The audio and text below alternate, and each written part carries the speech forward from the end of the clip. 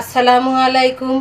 আজ আমি আপনাদের জন্য নিয়ে এসেছি কিভাবে ঘন ডাল রান্না করা যায় সেটি দেখাবো। এই ঘন ডাল রুটি, পরাটা, ভাতের সঙ্গে খাওয়া যাবে।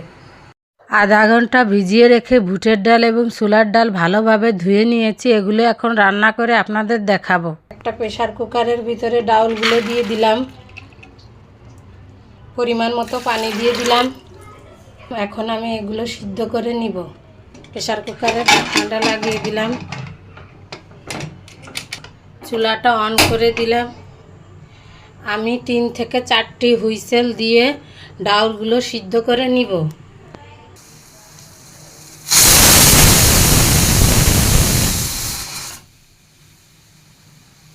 এভাবে আমি 4টা হুইসেল প্রেসার কুকারে দিয়ে নেব, এতে ডালগুলো ভালোভাবে সিদ্ধ হয়ে যাবে।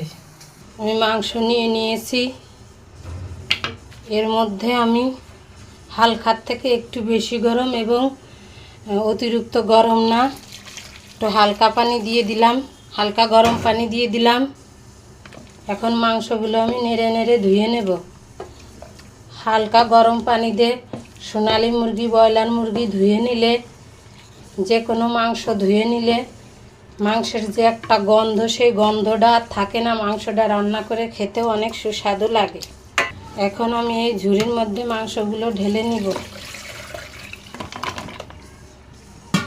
মাংসটি এখন রান্না করে দেখাবো। চুলায় একটা কড়াই বসিয়ে দিয়েছি, গ্যাসটা অন করে দিলাম। কড়াইটা গরম হলে আমি এর মধ্যে পরিমাণ মতো তেল দিয়ে দিলাম।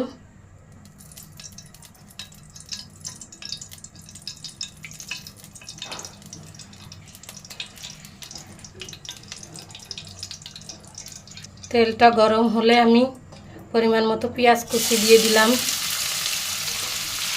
পেঁয়াজের ভিতরে আমি গরম মশলা দিয়ে দিলাম। পেঁয়াজগুলো আমি লাল লাল করে নিব। এখন এর মধ্যে আমি 2 চামচ রসুন বাটা দিয়ে দিলাম।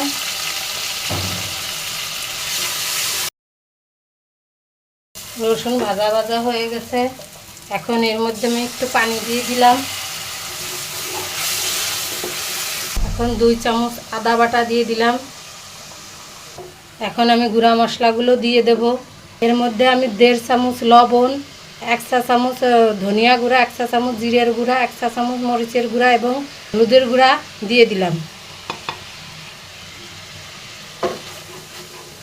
মশলাটা আমি ভালোভাবে কষিয়ে নেব। মশলাটা আমি কষিয়ে নিলাম। এখন এর মধ্যে মাংসগুলো দিয়ে দিলাম। কষানোর জন্য পানি দিয়ে দিলাম।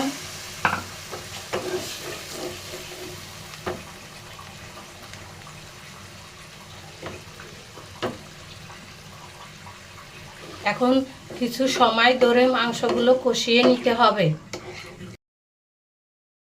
ঢাকনা দিয়ে ঢেকে মাংসগুলো কষিয়ে নিতে হবে। কিছু সময় পর পর ঢাকনাটা উঠিয়ে মাংস নেড়ে দিতে হবে। মাংসটি কষানো হয়ে গেছে। এখন এর মধ্যে আমি একটু টমেটোর জুস দিয়ে দিলাম। এখানে টমেটো কুচি করে কাটাও দেওয়া যেতে পারে। পরিমাণ মতো পানি দিয়ে দিলাম।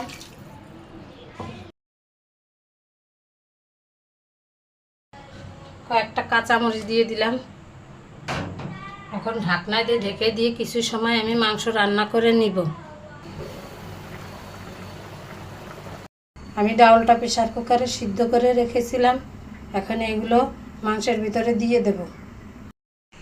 এখন এই মাংস আর ডাল আমি আবার কিছু সময় ধরে একটু রান্না করে নিব।